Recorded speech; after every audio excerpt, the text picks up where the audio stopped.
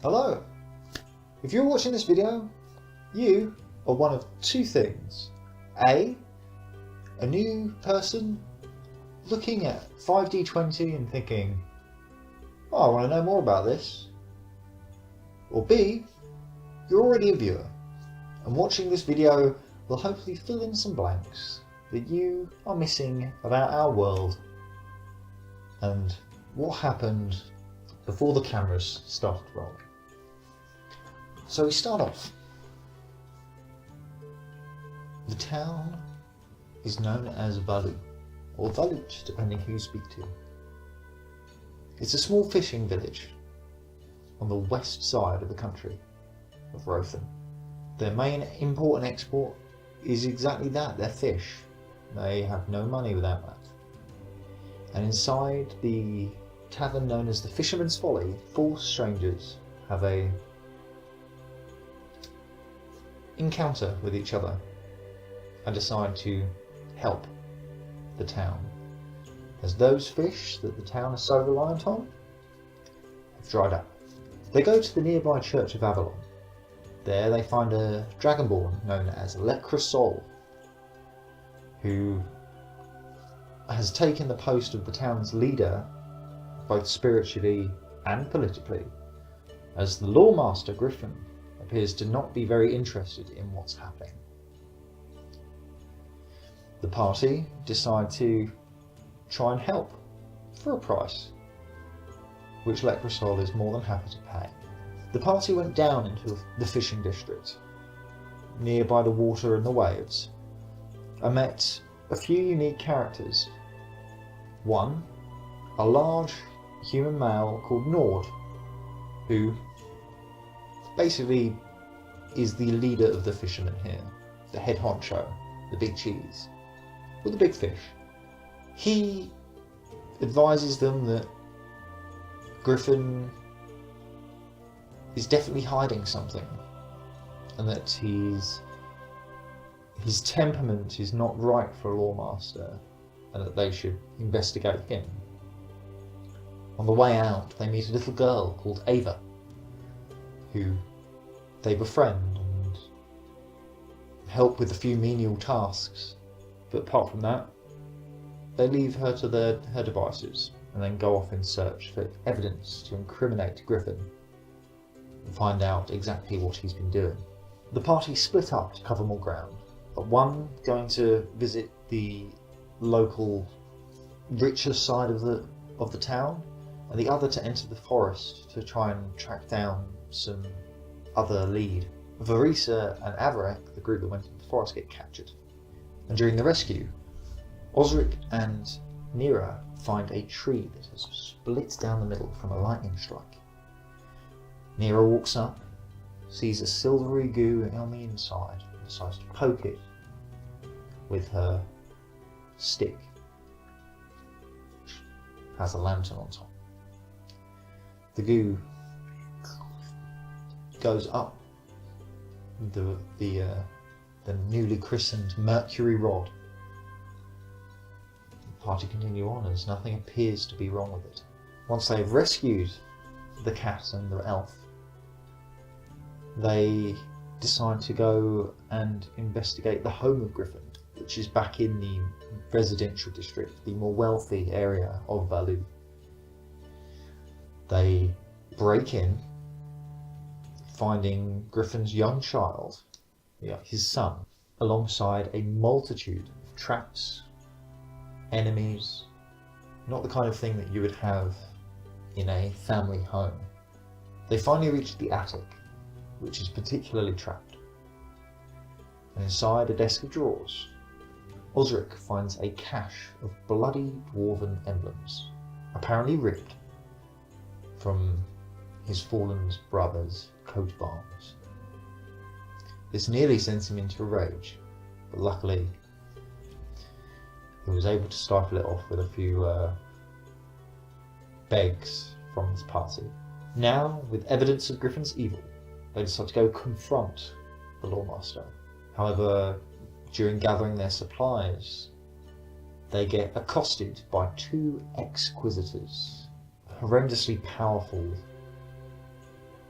black-clad men and women who so far they don't know much about.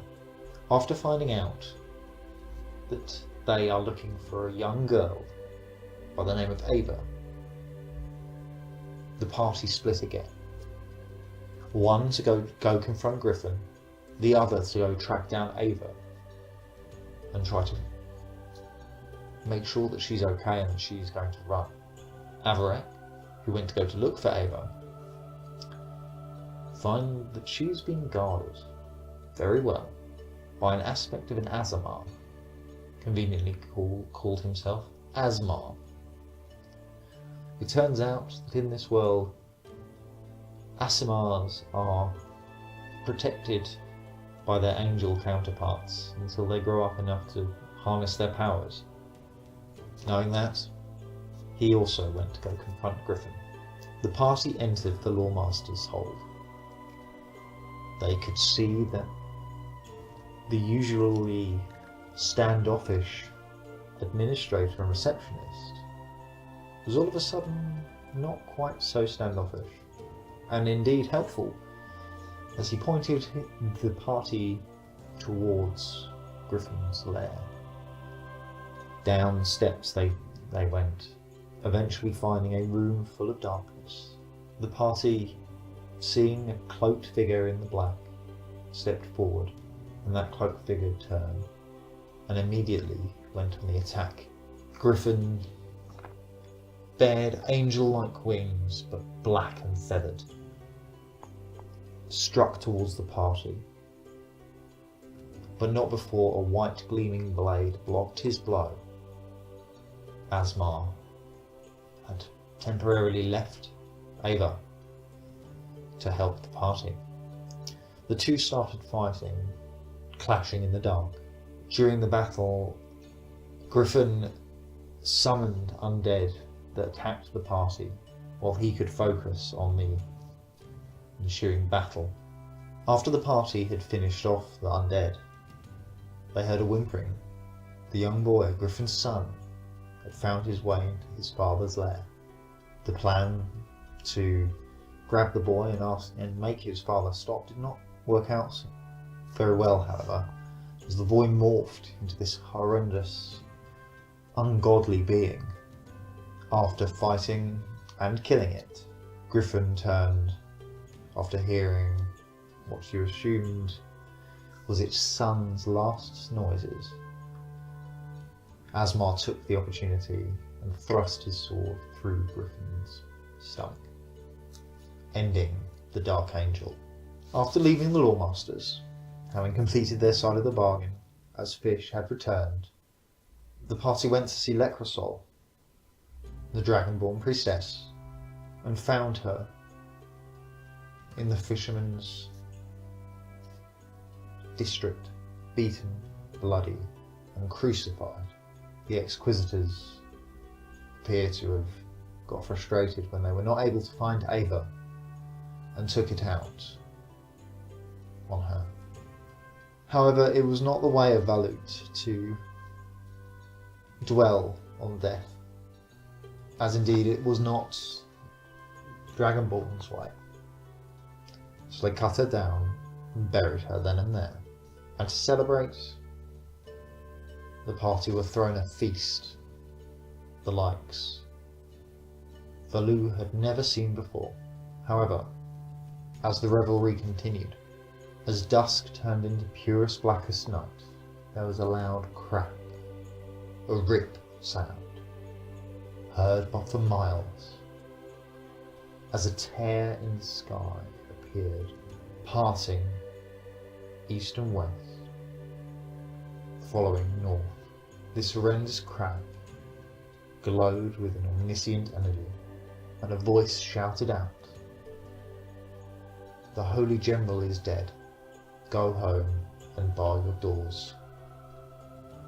They are coming."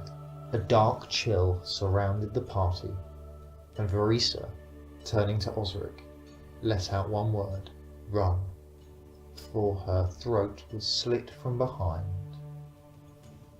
by her own dual shadow blades that she carried. Not stopping to watch.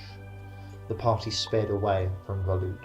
Portals of abyssal and horrific eldritch horrors appeared on their route out, trying to scratch out, demolishing buildings and killing innocent bystanders and people. The party was nearly got by one of these portals before it was stopped by a furbolg known as Hundoon, who was just passing and decided to help. The team escaped, but not before Valut was burnt to the ground in black flame.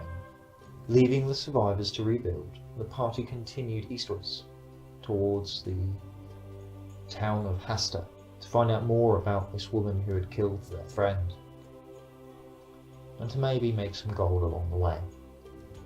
While looking through the loot from the battle with Griffin, Osric, the dwarven fighter, found a small pouch filled with mysterious powder. When this powder was tasted, a random magical effect would happen. After a few tries of this powder, Osric was lucky enough, or at least he thought he was lucky enough, to produce a large, the biggest castle you have ever seen, right bang in the middle of the road. After looking through the castle, they left it, just in the middle of the road, and continued on to Hasta. However, they were not greeted in the normal fashion, as the town was partway through being attacked by a band of gnolls, apparently being led by a troll. During the ensuing battle, the troll was hit with acid and burned and beaten, but not before it could go into a nearby tavern or a nearby hostel and kill all those inside. Leaving the troll defeated on the ground, the party went in search of any more stragglers of the gnolls. But unfortunately, when they came back, the troll was no longer there. The Lawmaster Halberd, a fully shaven dwarf, appeared and immediately put 2 and 2 together and got 54. He blamed the party for the deaths inside the tavern and arrested them and threw them in jail. Inside that jail they met a friendly gnome illusionist known as Xandanat, and Xandanat, having got bored of his imprisonment, decided to help the party escape. However, it was a ruse. Xandanat was actually working with Lawmaster Halberd, all in attempt to get them to offer up some blood so that they had to help with the troll and the gnolls attacking next time. They left Halberd and Xandanat and went off to go prepare for the oncoming battle. During, they met Jack Shandy and Marashi, and with their help, they decided to head off the lair of the troll and see if they could put it down. However, Hundoon and Avarak were captured by a brood of spiders, giant spiders. So the party, being led by the Crimson Weasel Jives, step into the lair of the spiders, sneaking their way past a cavern with a kraken in it, and finally finding dry land in a dark cave covered with webs. And hopefully that'll give you a taste of what's to come if you start watching our streams. That's what happened before the camera started rolling, and I look forward to talking to you on the next episode of 5D20.